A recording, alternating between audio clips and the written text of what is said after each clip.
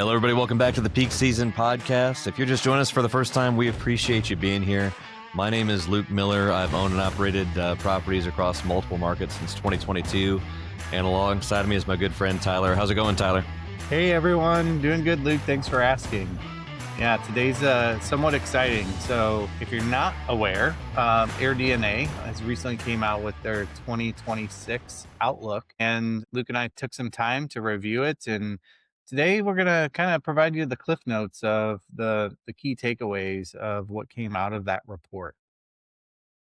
That's right. So for the first time in years, we're seeing kind of a rare alignment of falling mortgage rates, stabilizing home prices, demand that's recovering, and a supply environment that's about to shift pretty dramatically. So this is a really interesting report, I thought, and very podcast worthy.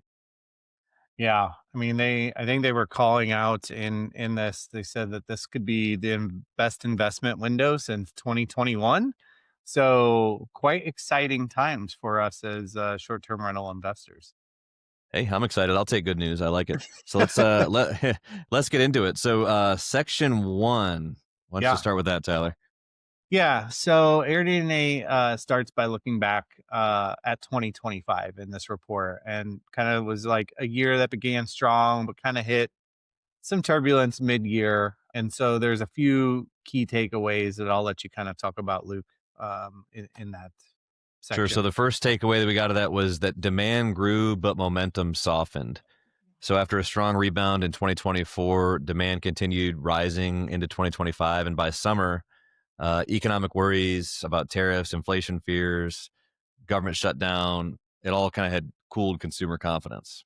Yeah, but still in 2025, it was expected to end with a slightly higher occupancy, or it is going towards a slightly higher occupancy than 2024. And that was really due to strong holiday travel across the US. So, Tyler, I'm curious, did you see a better 2025 than 2024 for the fall? So it's interesting, Luke, for me because I actually had lower occupancy, but my ADR was much higher this year.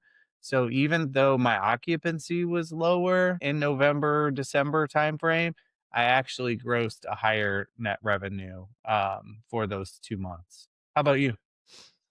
Yeah, kind of the same thing. It was a little bit more difficult to book my places, and it did seem like occupancy was down. But the bookings I did get were at slightly higher ADRs, and my October was much better. So Yeah. I guess that kind of rings true. Yeah. So another part of this section is that the average daily rates finally stabilized. So they were seeing ADR dipping slightly into Q3, but holiday travel pushed rates nationwide back up.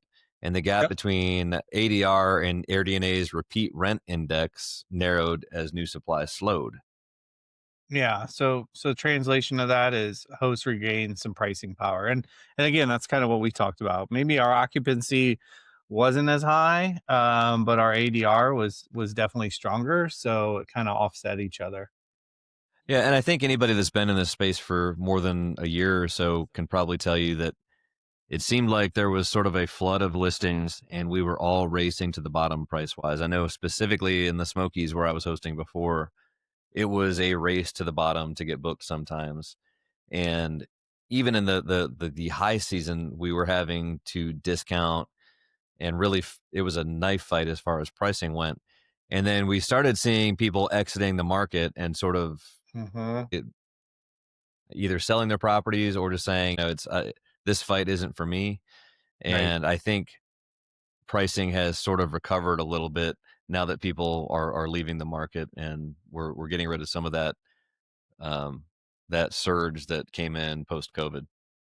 Yeah, Luke, and I think it's important to point out, I don't know, from your standpoint, I actually know that you purchased a prior Airbnb property recently, right? So they had it on the market and had it listed. And I know I've been looking a lot lately, and there seems to still be an influx volume of maybe people that got into the game that for some reason or another just wasn't working out for them, or like you said, they just realized that this wasn't their cup of tea, and so they were trying to offload those properties. Yeah, I think that's one of the biggest opportunities right now is to go in and buy somebody's Airbnb that maybe didn't work out for them for whatever reason. And if you can diagnose that when you're looking at the listing and just say, okay, I can see exactly, just Mhm. like I did, I can see why this didn't perform for them.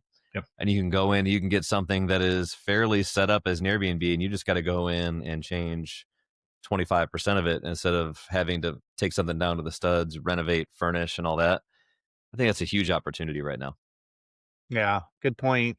And I think one of our future episodes we're going to kind of look into that, Luke. So how do we analyze a property and determine whether it's, a good property to purchase, and we feel confident about, the revenue forecast for those properties before we go in and submit an offer on a property. Yeah, sounds like a fun episode. So let's talk about, I think one of the third points was that how the housing is began to kind of loosen.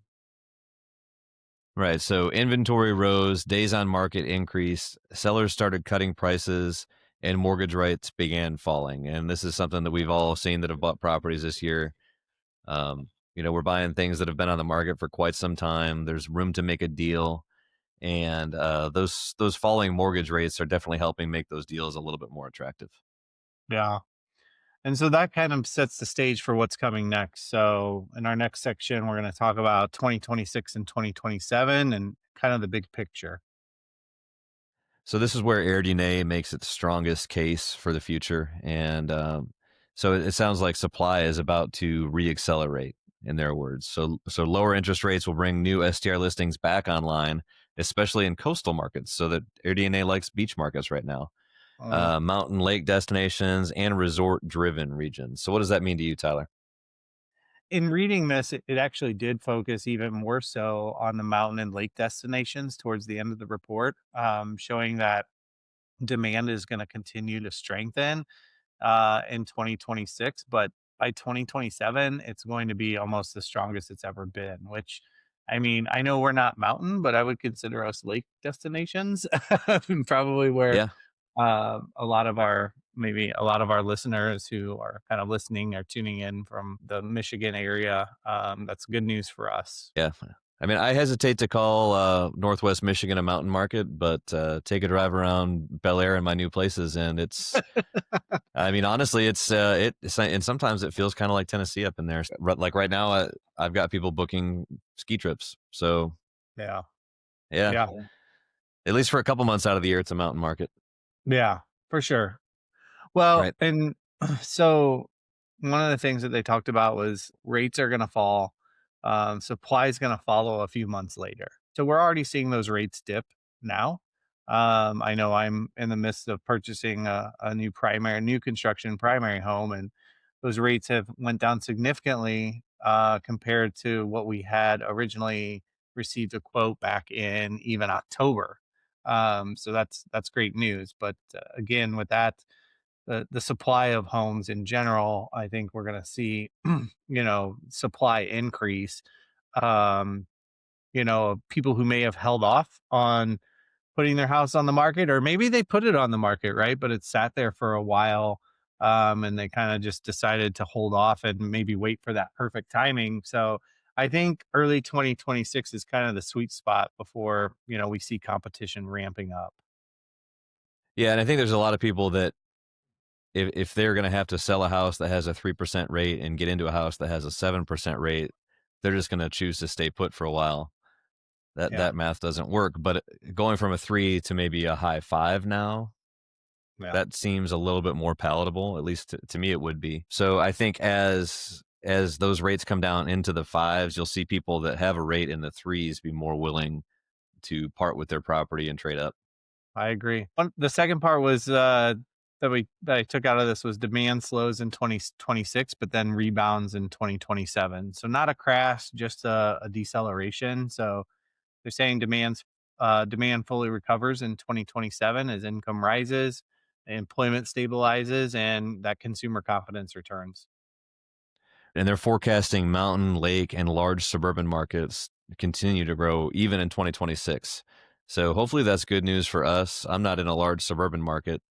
I don't know Right. that I'd want to be. That's kind of outside of my wheelhouse. But I Yeah. think mountain, lake definitely describes us. I'll take it. Yeah. The third was occupancy dips slightly, then it's going to rise again. So supply grows faster than demand in 2026. So occupancy kind of softens a bit, but then in 2027, that occupancy is going to climb again as demand catches up. Right. So supply moves first, demand follows later. Yeah, Makes sense. for sure. The fourth was ADR growth stays positive. So it's going to be slow but positive in 2026 and then faster rising ADR in 2027. So what I'm kind of translating this into is a huge opportunity for people like us that own properties. Yeah. So I own 3 properties right now, and none of them are financed at less than 6.5. Hmm. So if ADRs continue to grow and I can squeeze more revenue out of those properties, and I have the opportunity to potentially refinance and Yeah. get that mortgage payment down, uh, that is really going to impact my bottom line. I'm excited. Yeah. Yeah. Yeah, there's a big section. I don't think we'll talk about it here per se, but just a call out that they did talk about a decent amount in this report was the 2026 World Cup and how significant it matters because there's going to be a lot of international travel, especially from Canada. But the World Cup's going to bring a pretty big surge of inbound travel to the US, which for our listeners that are located in those areas, that's a more positive news for you. We're going to go into section three. So the economic backdrop and why it matters. Sure. I think this is one of the most valuable parts of the report. Yeah. So first, 2025 was chaotic, right? To Luke's point earlier, we had the tariff shocks, we had a divided Federal Reserve, longest government shutdown ever, suspended jobs and inflation data, rising inflation expectations. All that created uncertainty. Yeah, and I think we can really tell as owners when there's uncertainty because our booking windows go down dramatically. So, Yeah. I mean, not necessarily the travel stops, but people are not booking until the last minute. Yeah. I Yeah. mean, all the booking windows across the entire portfolio are way down. Yeah. And they said 2026 will be slower economically. Forecast softer growth in 2026, but definitely not like recession slower um slowness. So Yeah, that's good news. let's hope they're right. Yeah, so then 2027 is going to be the rebound year. AirDNA is forecasting by late 2026 there's going to be fiscal stimulus kicks, rate cuts are going to be in full effect, trade restrictions will ease, so those tariffs are going to start coming off, and GDP growth accelerates. So income and employment bottom out kind of mid 2026. And that STR demand lags behind income trends, right? So income recovers, then STR demand recovers. Yeah, so big picture, AirDNA expects income growth to exceed 2025 levels by early 2027, with STR demand rebounding quickly afterward. Yeah. So another positive a note there for 2027 and that outlook. Let's talk about housing affordability and some of the hidden drivers. So this section I think is gold for our investors, Luke. Yeah, so I think housing affordability has been like the biggest barrier to STR expansion. Everything's been so expensive since 2022. Prices surged. Strange enough, 2022 is when I bought my first STR. Same. Prices surged, rates Same. skyrocketed. You too, right? Yeah. Yeah. So I mean, there's a good argument to be made that when you think you're buying at the peak, that's actually a good time to buy because that means there's momentum. There's science behind that. But Right. it doesn't feel like that sometimes. I just wish I would have bought 4 years ago or 5 years ago, whatever that was. 2020, 2021 would have been Yeah. nice. Yeah. Yep. But anyways, prices surged, rates skyrocketed, sales plummeted, entry costs became prohibitive. So there's been a lot of people sitting on the sidelines. Yeah.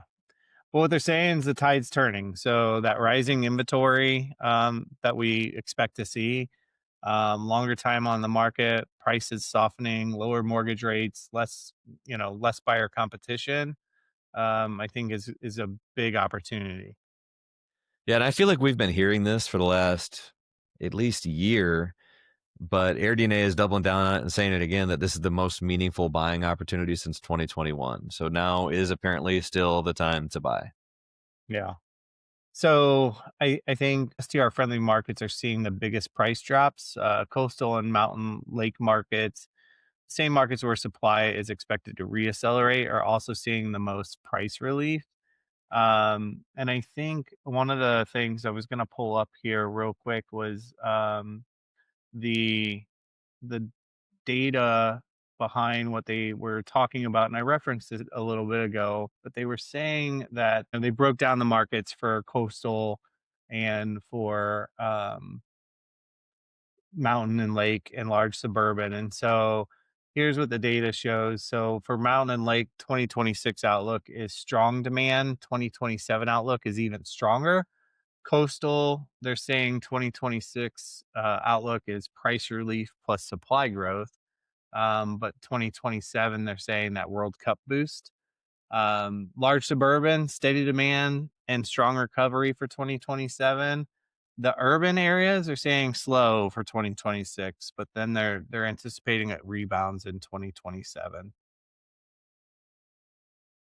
Okay, that's interesting. So it seems like the like we said at the beginning, the places that we would probably want to focus are going to be your lake and mountain, Yeah. followed by coastal. Yeah. And I have seen a lot of people getting good deals at the beach right now. But Interesting. by the beach, I mean like Gulf Shores, Okay. Destin, 30A, Hmm. that part of the country. And I would assume there's probably a similar trend going on over like in Myrtle Beach and the North Carolina coast and up down through there, Hilton Head. Yeah. Yeah. So I would be interested to see what prices are actually doing in those places. I've always wanted to add a beach property to the portfolio, but I'm the math just doesn't ever work in a way that I like it to. So maybe if I can get one at a huge discount, that would be a thing for The me. math isn't mathing, as I say. Well, so you have that ultra compressed seasonality. So like your summer months are when you make all your money and then it sits empty, or you're trying to get a snowbird in there or grind Right. through on weekends the rest of the year. So what always concerned me was there would be something out of my control that shuts me down for a summer. Mm, yeah. So, I get bed bugs or, God forbid there's a little kitchen fire or something like that, Hmm. or a hurricane that just shuts me down for a year. But, Yeah, I you think know, that's the one that would keep me up at night. Is absolutely. the Yeah. controllable weather. Uh, Yeah. we don't I don't really get that type of weather in northern Michigan, which I thoroughly enjoy. Yeah. Yeah, absolutely.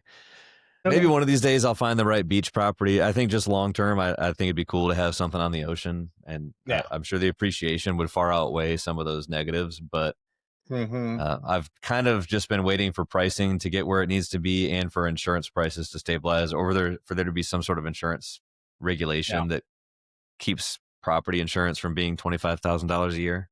Yeah. So No, that makes sense. yeah. So Anyway, a nice little sidetrack there. So, but no, so I so love let's it. boil this down to a strategy that we can actually deliver to the listeners Yeah. and maybe implement ourselves. Yeah. So high level, what we took from this outlook is 2026 is really the entry window for you. So if you're looking at purchasing your first property, or you're looking to add another property or add multiple properties, 2026 may be the best time to do so. Right. So 2026, we've got prices are still soft. You can still get a deal. Rates are falling, but they haven't bottomed out yet. So everyone isn't back in the market yet. So you could beat that. Hmm. Demand is stable as far as vacation people, or your ADRs are stable. Occupancy is stable. And in 2027, I think we're going to see things start to rebound drastically. And if you haven't gotten in by 2027, you'll have missed the boat. But Yeah. savvy investors are already back in the market. They are in buy mode, just like I was at the end of the year last year. Bonus depreciation's back. The rates are palatable. They're not great, but they're palatable, and there's still room for improvement. So if something pencils out at 6.5%, like you can get right now, it's going to look great at 5. Exactly. Yeah, no, great point. I mean, if you wait until 2027, you're going to be buying into higher prices, more competition, rising occupancy, and higher investor interest. So I think 2026, to your point, Luke, this is a great opportunity. I know you did it at the end of 2025, but it might as well have been the beginning of 26, right? Yeah. And another reason why I'm very interested in adding another property is for these very reasons. I really feel like now's the time for me to get in and still get maybe a deal where I'm not paying above asking or in this multiple offer type of atmosphere that we have been into before, or I've been into on multiple properties, right? Um, Along with those lowering interest rates. And honestly, I feel like, to your point, Luke, if it's going to pencil out at that 6.5% right now, it's only going to be better when I eventually refi, at maybe five or somewhere around that point. Yeah, so that's kind of like what I did with Elm House. Was I got that at, I think it's at 7.25. But I didn't buy down the rate or anything because I knew I was going to renovate, and Yep. I knew that in 6 to 9 months, when I go to renovate that property and refinance, rates will almost certainly be lower, and they already are. Yeah. But it's going to keep happening. So if you could find something that needs just a little bit of work, and you know that you're going to refinance in a year or 9 months, anyways, put the wind at your back and buy something, put a little bit of money into it, increase the value, get some forced appreciation, refinance, and get hopefully most of your cash back out. And the rest of it, you should be able to recapture with, using tax advantages and bonus depreciation. Yeah.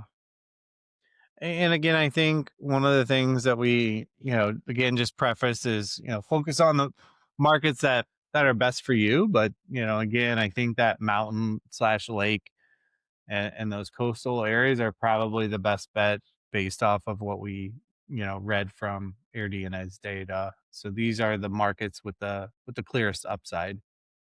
Right. But as usual, we're going to have to fall back on our fundamentals of Yeah. running a profitable Airbnb. Just because things are going to improve in 2027 doesn't mean you're going to be able to rent out your porta potty for $99 a night like you could in 2021. So, Love right. it. So we've got to use dynamic pricing. We've got to optimize our minimum stays. Make sure you understand the seasonality of your market and what that looks like. And anytime you can capture holiday demand or some of that World Cup traffic or whatever that looks like, you've got to seize on that. Yeah. So this isn't the time to say, well, the wind's at my back, I'm just going to buy something and I know it's going to work. You have to actually make it work. Yeah, and prepare for that supply growth. So by late 2026, competition is going to be increased. So as operators and owners, we need to be at now, if you're not, strengthening your branding, improving your guest experience, building your direct booking channels, optimizing your operations, and investing in amenities maybe, that help differentiate your property from your competitors. And we've talked about it before, but I'm going to keep hitting it at probably every episode. But the amenities are the biggest thing we have, and that's Mhm. what really matters. And if you do not buy a property where you can't see yourself adding amenities to it and there's not space for expansion of those amenities.